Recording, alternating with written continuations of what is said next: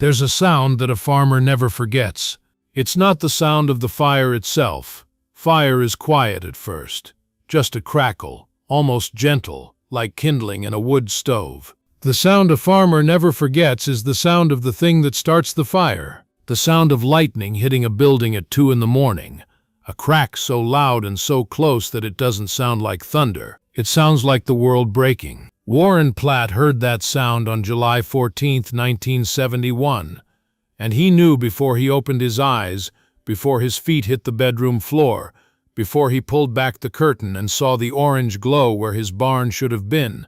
He knew that his life had just been divided into two halves, everything before this moment and everything after. Warren was 38 years old. He'd farmed 200 acres in Fillmore County, Nebraska since 1960, when his father retired and handed him the land, the house, the equipment, and a handshake that meant more than any contract. 11 years of work, 11 years of building, a modest farm, well-run, debt-free.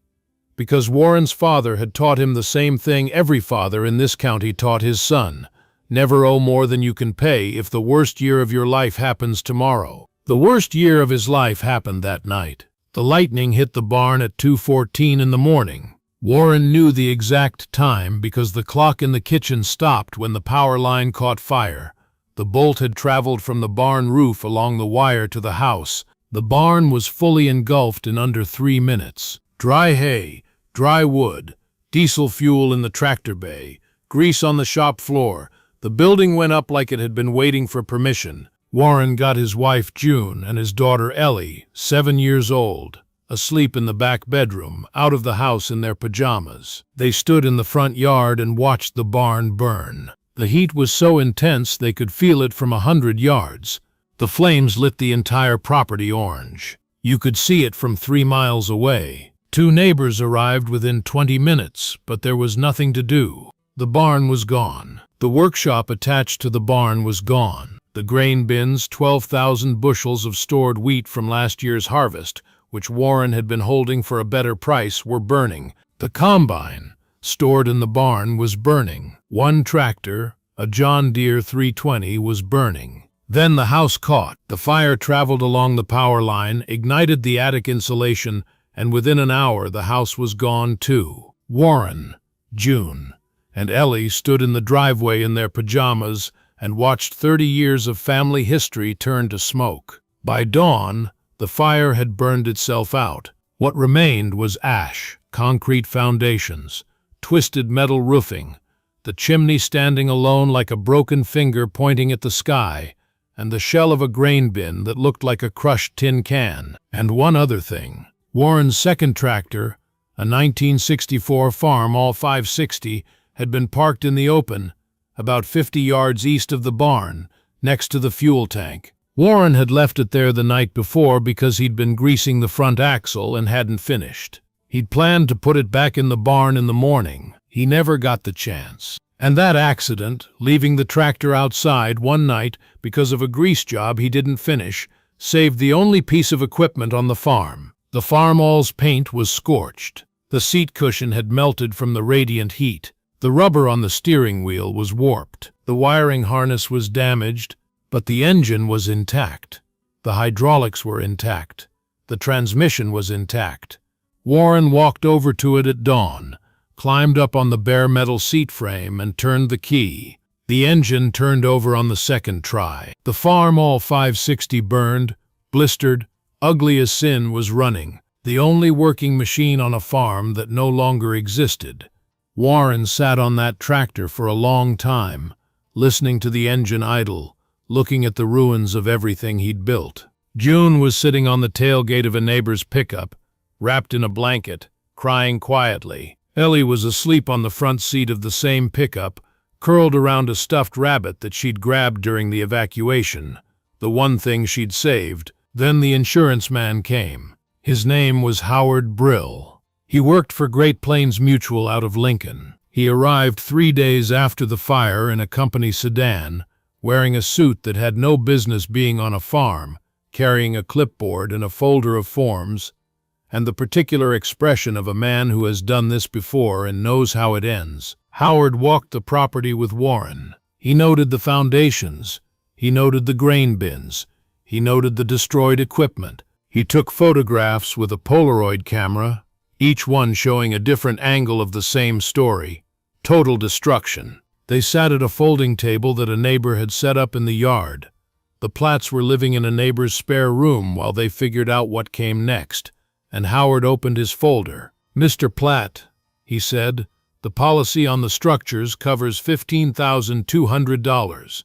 That's the barn, the house, the workshop, and the bins. The equipment policy covers an additional $8,300 for the combine and the John Deere. The grain is covered under a separate provision for $4,200. Total payout, $27,700. Warren nodded. He'd expected something in that range. The policy was old, written in '62 when the house was worth less and the barn was smaller. He'd never updated it. That was his mistake, and he knew it. "The assessed value of the land is $42,000, Howard continued. "At current prices, you could sell the 200 acres for around $50,000. Between the insurance payout and the land sale, you'd walk away with approximately $77,000. That's enough for a fresh start, a house in town, maybe a small business." He pushed a form across the table. "This is the total loss settlement. Sign here, and we'll have a check to you within 30 days. Warren looked at the form. He looked at the number. He looked at the ruins of his farm, still smelling of smoke and wet ash. "What if I don't sell?" Warren said. Howard blinked. In his experience, this question didn't get asked. When a farm burned to the ground, the farmer sold. That was the equation. Fire plus insurance plus land sale equals new life somewhere else.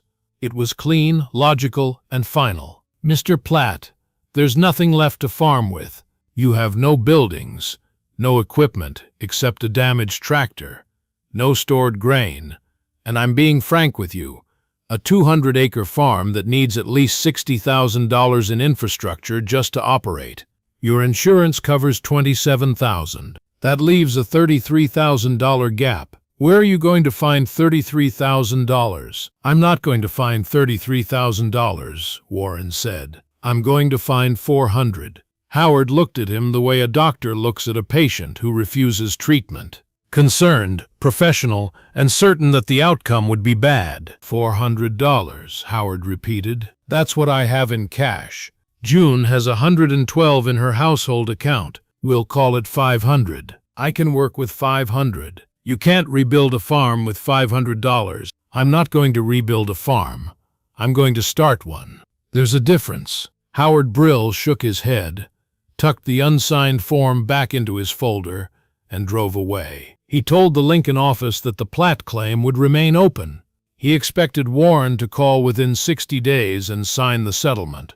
Warren never called. Now let me tell you why.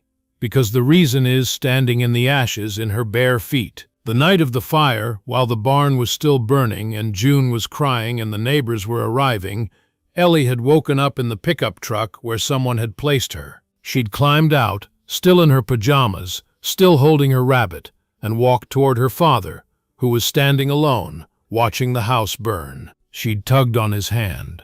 Warren looked down. "Daddy," Ellie said, "are we going to lose the farm?" She was 7. She didn't know what insurance was, or what a settlement meant, or what total loss translated to in the language of adults who had given up. She knew one thing. This was her home. The fields where she chased butterflies, the barn where the barn cats lived, the porch where she ate popsicles in summer, the driveway where her father taught her to steer the farm, all sitting in his lap. "Daddy, are we going to lose the farm?" Warren knelt down. The heat from the burning house was on his back. His daughter's face was lit orange by the flames. He smelled like smoke and sweat and fear. "No," he said. "We're going to build it back." He didn't know how. He had no plan. He had no money. He had no money. He had a burned tractor and 200 acres of land and a promise to a 7-year-old girl. That promise was worth more than the insurance settlement. Let me tell you what $400 buys when a man has nothing else and everything to prove. Warren took the insurance money, $27,700, and put it in the bank. He didn't touch it. Not a penny. That money was for structures, and structures would come later. First, he had to farm. He had $400 cash. The Farmall 560 with its burned paint and melted seat, and 200 acres of land that still had a crop in the ground, the current year's wheat, planted in October of '70, growing in the field, untouched by the fire. The fire had destroyed the buildings but not the crop. The wheat was still there. Warren's first act was to fix the Farmall. He spent $62 on a new wiring harness, a used seat from a neighbor's parts pile, and a can of black spray paint for the worst of the scorched metal. The tractor looked terrible. Mismatched paint, a seat that didn't match the original, bare spots where the old paint had blistered off, but it ran. It pulled. It did the work. His second act was to harvest the wheat. He didn't have a combine. His had burned, so he made a deal with his neighbor Leon Whitfield, who farmed 320 acres to the east. Leon would harvest Warren's wheat with his combine. In exchange, Warren would do custom tillage work for Leon through the fall, plowing, disking, and chisel work with the Farmall. The harvest came in at 31 bushels per acre on the 200 acres. At the current wheat price of $1.52 a bushel, that was $9,424 gross. After paying for seed, fertilizer he'd applied before the fire, and fuel for Leon's combine, Warren netted approximately $7,200 from a crop that the insurance man thought was worthless. Warren put it in the bank alongside the untouched insurance money. His third act was shelter. The family couldn't live in the neighbor's spare room forever. Warren bought a used mobile home, a 1963 model, 12 feet wide, 60 feet long, 3 bedrooms, from a family in York who was upgrading. Price $2,200 from the insurance fund. He had it delivered to the farm and set it on the foundation where the house had stood. It wasn't pretty. It wasn't permanent, but it was theirs. His fourth act was a workshop. He couldn't farm without tools, and he couldn't store tools without a building. He spent a weekend and $300 in lumber, building a 12 by 24 pole shed with a dirt floor, a workbench made from a salvaged door, and hooks on the walls for tools. That was the problem. 30 years of accumulated tools. Wrenches, sockets, screwdrivers, pliers, welding equipment, grease guns, jacks, chains, come-alongs, air compressor, drill press, all of it had burned in the workshop. Replacing it new would have cost $5,000 or more. Warren didn't replace it new. He replaced it the same way he was replacing everything else, one piece at a time, from wherever he could find it cheapest. He went to farm auctions. Not to buy equipment, he couldn't afford equipment, but to buy tool lots. When a farm was auctioned, the tools usually sold as a single lot, a box or a barrel or a toolbox full of mixed hand tools. Nobody bid much on tool lots because the big money was on the tractors and combines. Warren bought tool lots for $5, $10, $15. He drove home with cardboard boxes full of wrenches and pliers and screwdrivers and rebuilt his workshop one auction at a time. By October of '71, 3 months after the fire, Warren had a mobile home, a pole shed workshop, a working Farmall, a basic tool collection, and $11,000 in the bank. He'd spent less than $3,000 of the insurance money. He'd earned $7,000 from the wheat crop, and he hadn't borrowed a dime. The neighbors were watching, not with admiration, not yet. With the uncomfortable mixture of pity and doubt that farm communities feel when a man is doing something that looks brave but might be foolish. They'd seen the ruins, they'd seen the mobile home, they'd seen Warren driving the scorched Farmall down the county road, paint blistered, seat mismatched, looking like a machine that should have been scrapped. Warren Platt is killing himself trying to save a dead farm, they said at the co-op. The insurance man offered him a clean settlement. He should have taken it and moved to town like a sensible person. The J.D. dealer, a man named Floyd Kimball in Geneva, weighed in with the authority of a man who sold new equipment for a living and couldn't understand why anyone would want old equipment, much less burned equipment. Warren's farming with a scorched Farmall and a mobile home, Floyd said. That's not farming. That's camping. Give him a year and he'll be in Geneva looking for a job at the feed mill. Floyd said this in November of '71. Remember that? Because Floyd Kimball was going to eat those words, slowly, over the next 5 years. Now let me tell you about the rebuilding, because this is where $400 becomes a lesson in what a man can do when failure isn't an option. Year 1, '71 into '72, Warren farmed the 200 acres with the Farmall and nothing else. No combine. He traded custom work with Leon again. No grain storage. He sold at harvest, which meant taking whatever price the elevator offered on delivery day. No second tractor. Every job, from plowing to planting to cultivating, was done with the 560. Warren put over 1,400 hours on that tractor in the first year. It never stopped. He changed the oil every 75 hours like clockwork, greased every fitting every morning, and treated the machine with the kind of care a man gives to the last thing standing between him and ruin. The wheat came in at 33 bushels. Net income after costs, $8,100. It went in the bank. The corn he'd planted on the other half of the rotation came in at 89 bushels. Net income, $6,200.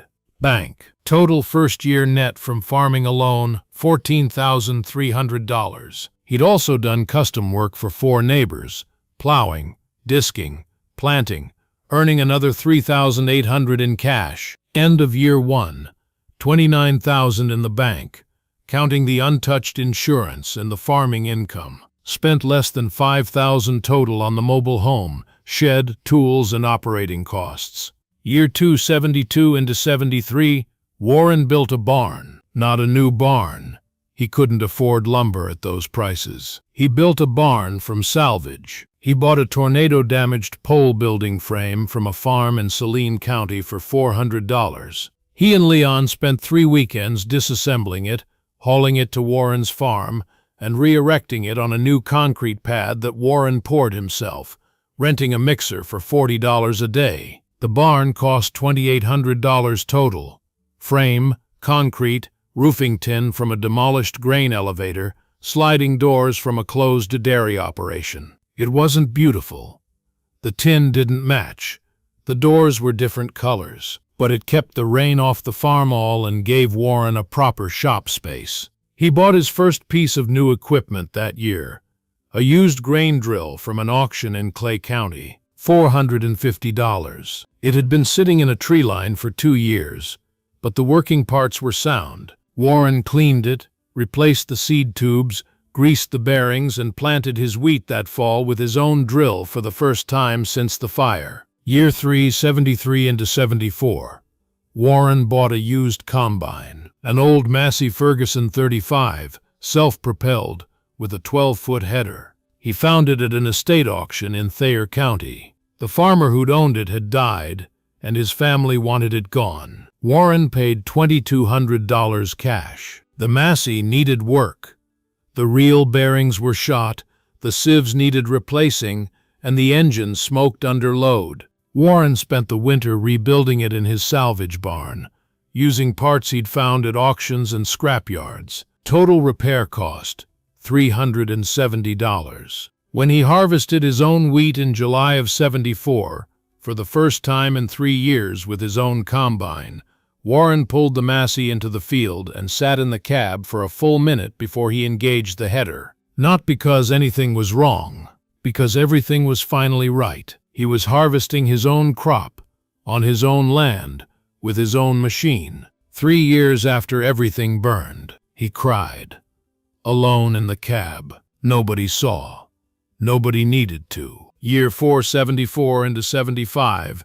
Grain storage. Warren built 2 small grain bins from salvage parts, used corrugated steel panels from a demolished bin in York County, a new auger he bought on sale from a dealer in Hastings, and concrete pads he poured himself. Total cost for both bins, $3,100.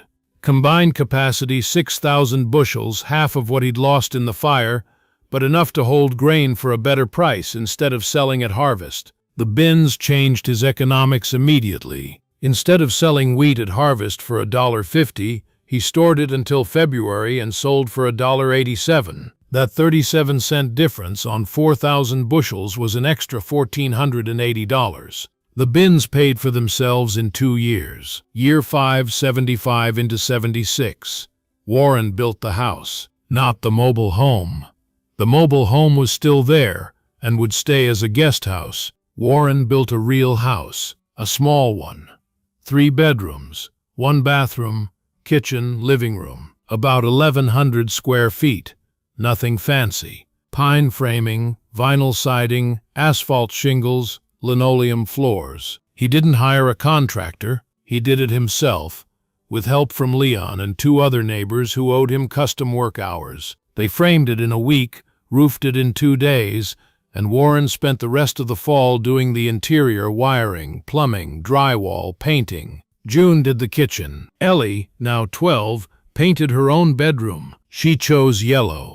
The house cost $11,400 in materials from the insurance fund that Warren had been sitting on for 4 years, waiting for exactly this. He'd planned it from the beginning. Use the farming income for the farm. Save the insurance money for the house. Patient, disciplined, methodical. On Christmas morning of 1975, the Platt family woke up in their own house for the first time in 4.5 years. Ellie ran down the hallway to the kitchen in her socks, the way 12-year-old girls do, and found her father sitting at the kitchen table with a cup of coffee, looking out the window at the farm he'd rebuilt from ashes.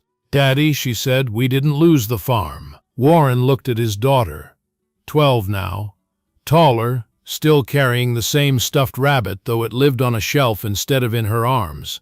And he smiled. "No," he said, "we didn't. Let me tell you about Floyd Kimball, because justice delayed is still justice." In the fall of 76, Floyd Kimball, the JD dealer who'd said Warren was camping, not farming, drove past Warren's property on the county road. He slowed down. Then he stopped. What he saw was a farm, not a ruin, not a mobile home, and a scorched tractor. A farm. A salvage-built barn, 2 grain bins, a new house, small, white, plain, with a yellow bedroom window on the east side, a workshop, a grain drill, a combine, and the Farmall 560, still burned-looking, still mismatched, still running after 5 years and 6,000 hours of post-fire service. Floyd sat in his truck and stared for a long time. Then he drove to the co-op, where he found Leon Whitfield buying seed. "Leon," Floyd said, "when did Warren Platt rebuild his farm?" "He's been rebuilding it for 5 years, Floyd. You've been driving past it every week." "I didn't notice." "Most people didn't," Leon said. "Warren doesn't make noise. He just works." Floyd was quiet for a moment. "How much did it cost him?" "You'd have to ask him. But I know he didn't borrow $1. Paid cash for everything. Built most of it himself." Floyd Kimball never publicly acknowledged that he'd been wrong about Warren Platt, but he stopped making jokes about burned tractors and mobile homes. And when his own dealership struggled in the early 80s, when the farm crisis hit and nobody was buying new equipment, Floyd found himself thinking about Warren's scorched Farmall more than once, about a man who'd lost everything and rebuilt with nothing, while Floyd's showroom full of expensive machines gathered dust. Let me tell you about the end, because this story has a closing scene that I carry with me. Warren Platt farmed until 1998. He was 65. He'd rebuilt the 200 acres from ashes, expanded to 260, by buying a neighbor's 60 acres in '84, cash no loan, and built a farm that was, by any measure, more valuable than the one that burned. The Farmall 560 never left the property. Warren retired it in '92, 21 years after the fire, 28 years since he'd bought it new. Over its life, it had accumulated 22,000 hours on the meter. The engine had been rebuilt once, in '83. The hydraulics had never been touched. The transmission was original. Warren parked it in the barn, the salvage-built barn, still standing, still mismatched, and hung a small sign on the wall behind it. The sign was a piece of scrap wood with words burned into it with a soldering iron.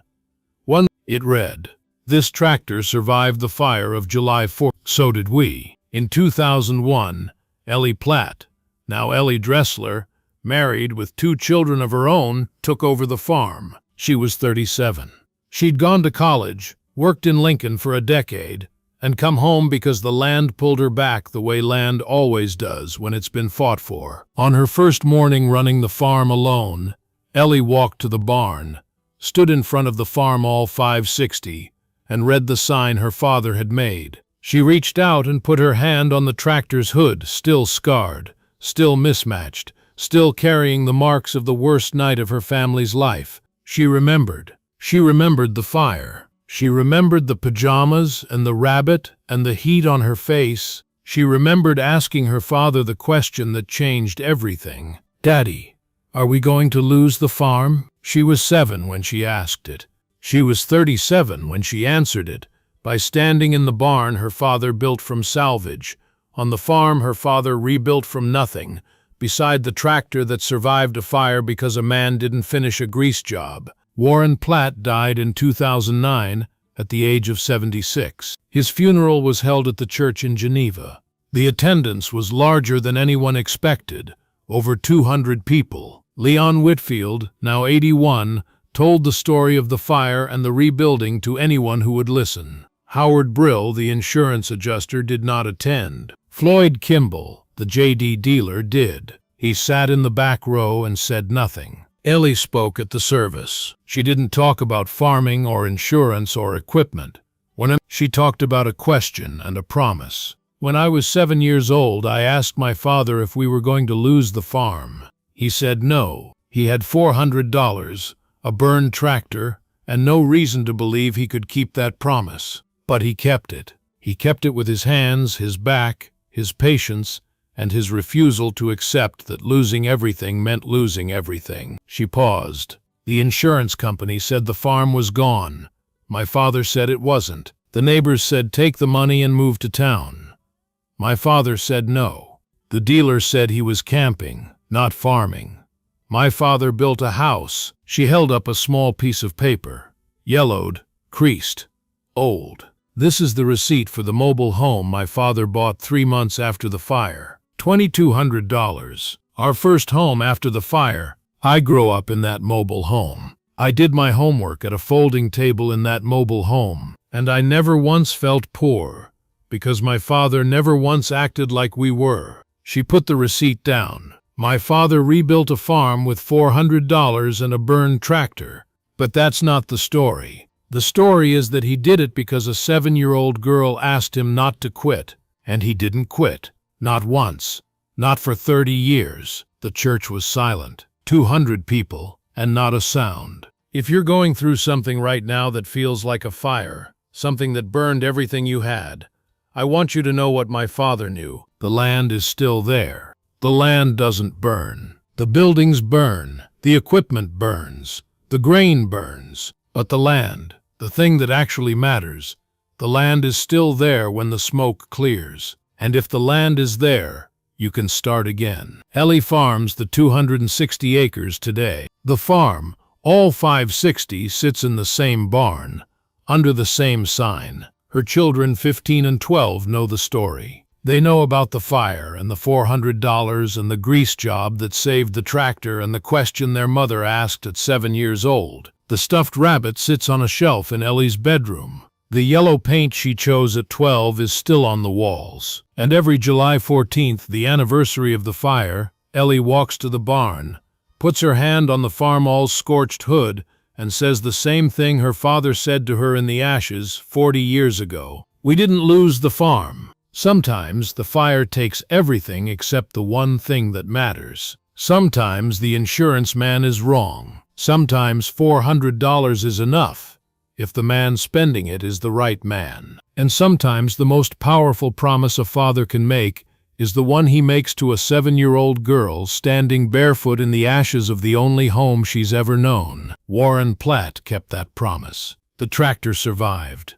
The farm came back. The daughter came home. And the land never burned.